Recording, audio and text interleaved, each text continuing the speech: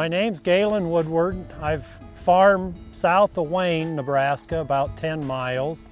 Our main crops in this area is, of course, corn and soybeans. We've got about 600 acres of each, and we rotate everything every year. So it's we don't put corn or beans back on corn and beans. It's rotated. I spray probably 1,500 acres a year with the Apache sprayer, and I'll do it twice a year. So I was using a pull type sprayer, and where we're in the kind of the hills here, in 30-inch rows on a side hill, the problem I'd have is you'd have your tractor running up the hill as much as you can, and you could look back behind and notice your pull type sprayer was running right down the row behind you, so running over everything. So I didn't like that. It had the 40-foot booms on it. I guess the first that I had seen was down at the Husker Harvest Days. We went down there a few years ago strictly looking at sprayers, and we seen the Apache. I like the, you know, it's simpler than a lot of the others. Say a Rogator, you see a lot of Rogators in this area. Price-wise, it was more in line with what I wanted to spend and everything for a sprayer than say a Rogator or a John Deere. The ease of running it and the simplicity, it just works really good for our type of operation. I always thought a four-wheel drive would be kind of nice, but after running the Apache for 4 or 5 years now, I've maybe one time had a little trouble getting through a spot, through a ditch.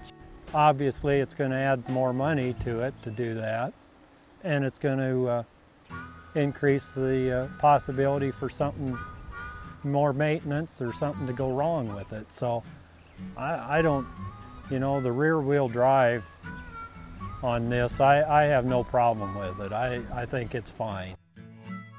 Just because it's cheaper money-wise, I think quality-wise, I think it's fine. So it works great. It's going to do everything and work just as well as your higher price sprayers, more complex, and it's going to do a good job. So I have no complaints with the spraying system on it, so it does a really good job. I'll spray probably 300 to 400 acres, and that's not a real long day. You can, with the 90-foot booms and everything, you can do quite a bit in a short day. So 300-400 acres is easy. So I'd say that's in a, you know, you can do that in a 8 to 10 hour day pretty easy. Like this year, the window of opportunity to do some spraying's been really narrow. Spraying in corn with the Apache sprayer, you've got a lot more flexibility in that the corn can be up quite a bit higher than with a pull type sprayer.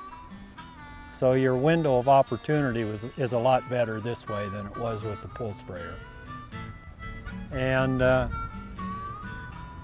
you can go out and you can get a lot done in a day or two, so with it.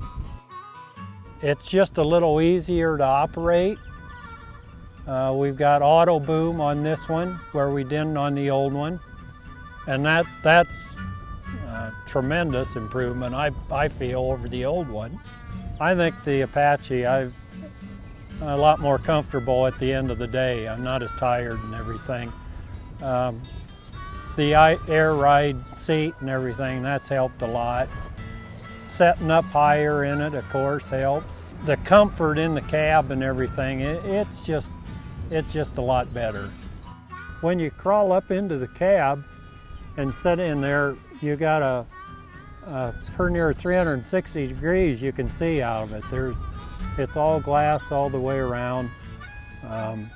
The controls are right there with no problem. I have Invisio Pro guidance system. I really like it. It's simple, it's right there.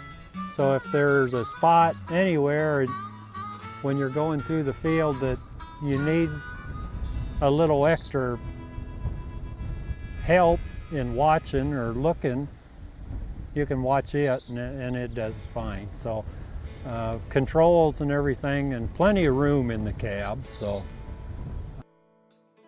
by the time you spend the money for a pull type sprayer, you know, they're not cheap. They cost a lot, and where we've got so much wet weather here and there's so much corn to spray, there's going to become an issue that they're going to have to say, I can't go out through the fields with my pull type now. I'm going to have to hire somebody, a custom applicator, to come in. And I don't know what they get for sure, but probably $8, $9 an acre to go through their fields and spray it for them. And they also lose the ability to control, you know, the chemicals and everything in it. If you go through that for 2 or 3 or 4 years, you know, it makes sense to have a sprayer like this, because that